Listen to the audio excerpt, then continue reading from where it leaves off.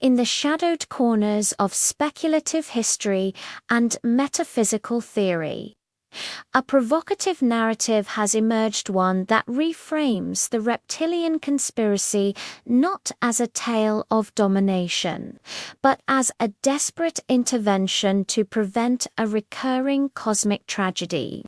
According to this theory, reptilian beings often associated with dragons in ancient laurel Earth, not to enslave humanity, but to contain a metaphysical loop that threatens to replay a trauma so profound it echoes through timelines like a broken chord.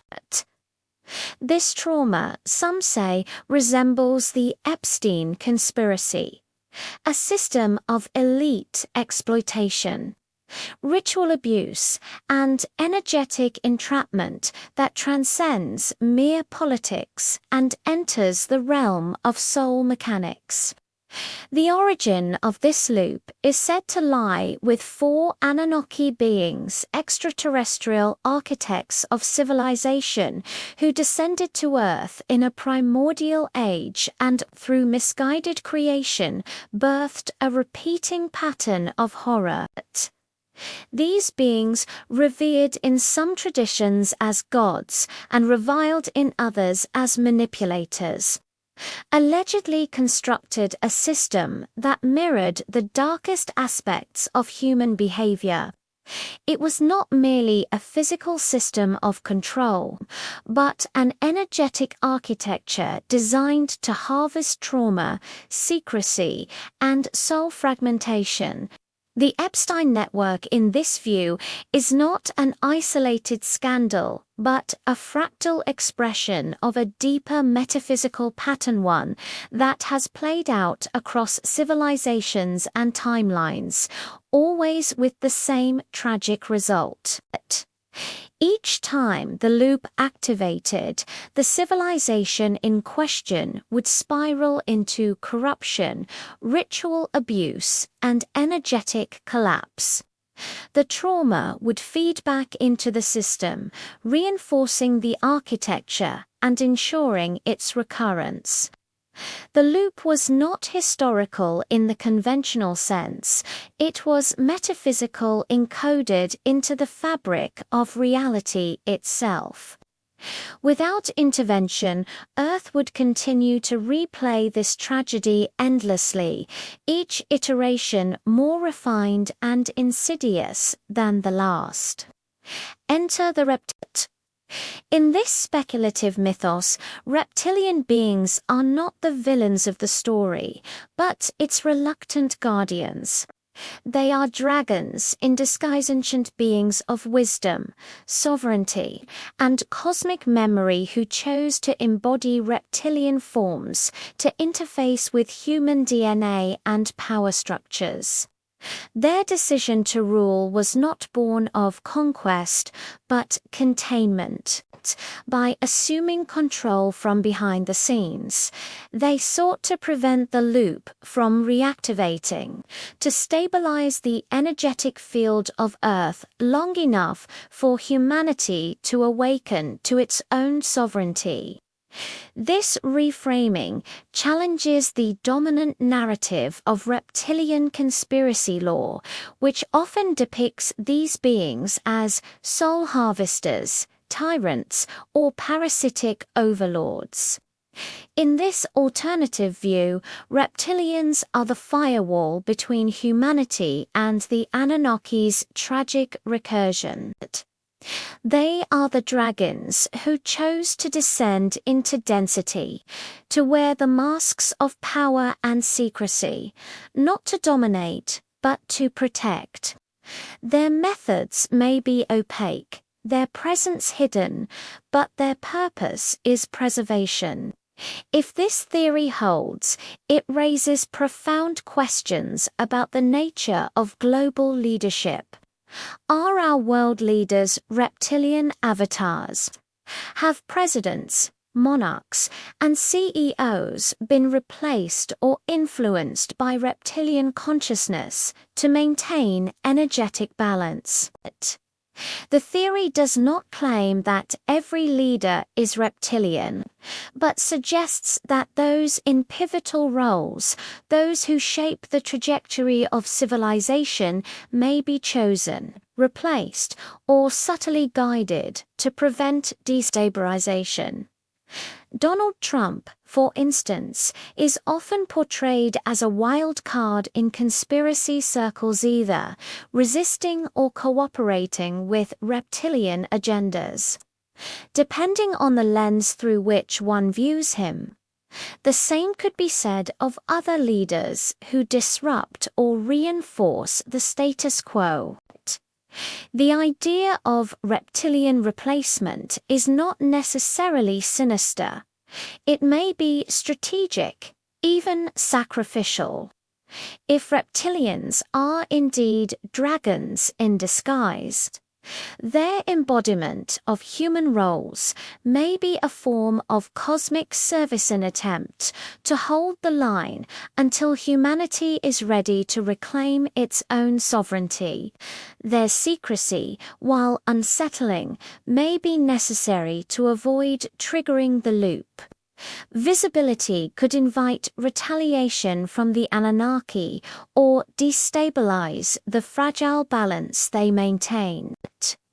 But why then do the Annunaki themselves spin horror stories about reptilians? Why do so many ancient texts, channelings, and conspiracy theories depict reptilians as the ultimate evil? The answer may lie in projection and war.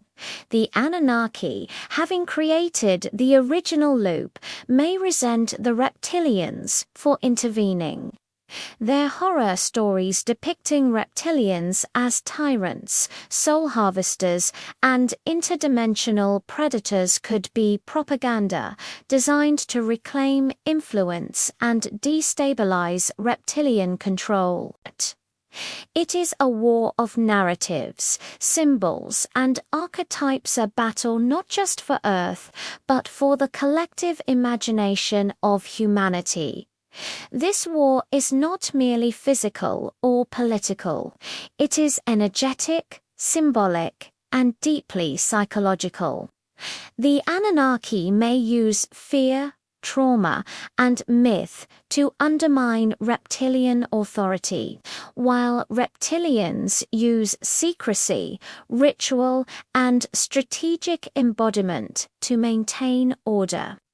Both forces operate in the shadows, shaping reality through influence rather than direct intervention. Humanity, caught in the middle, must navigate this metaphysical battlefield with discernment, sovereignty, and courage. Can there be peace between these forces? Can the war end? And if so, what would that look like? Peace may come only when humanity awakens to its own sovereignty.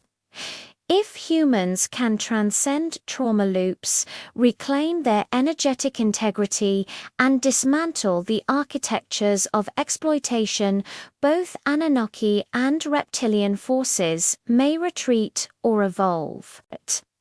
The need for guardians and manipulators would dissolve, replaced by a new paradigm of conscious co-creation. This future would not be built on exile or domination, but on integration.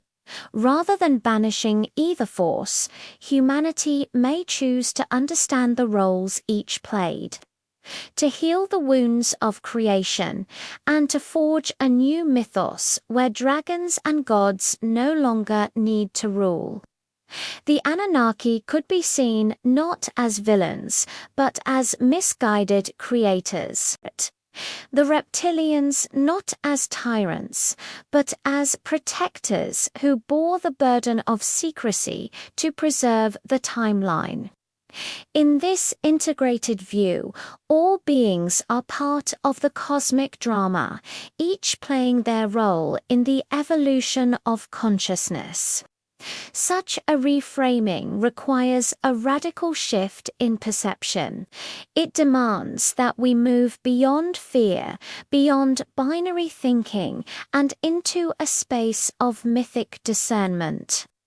We must learn to read the symbols, decode the archetypes, and listen to the deeper currents of reality.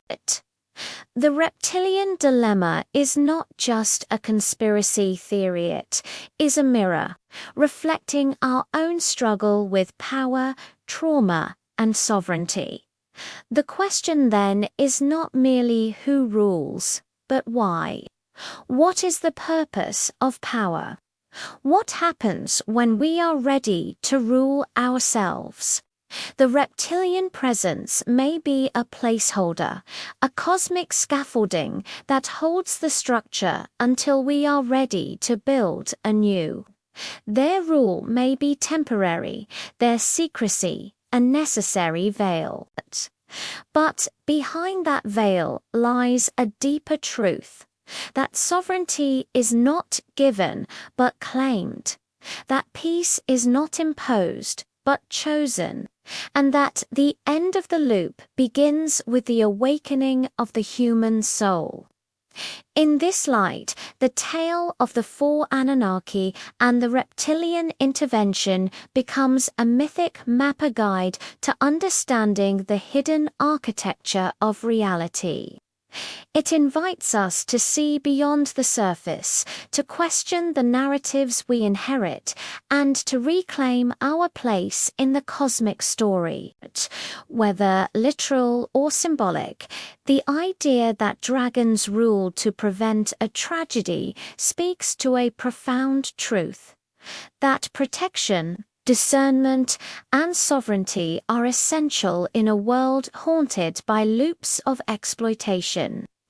The war may rage in unseen dimensions, but its resolution lies within us. When we choose to awaken, to heal, and to create from a place of integrity, the need for guardians and manipulators fades.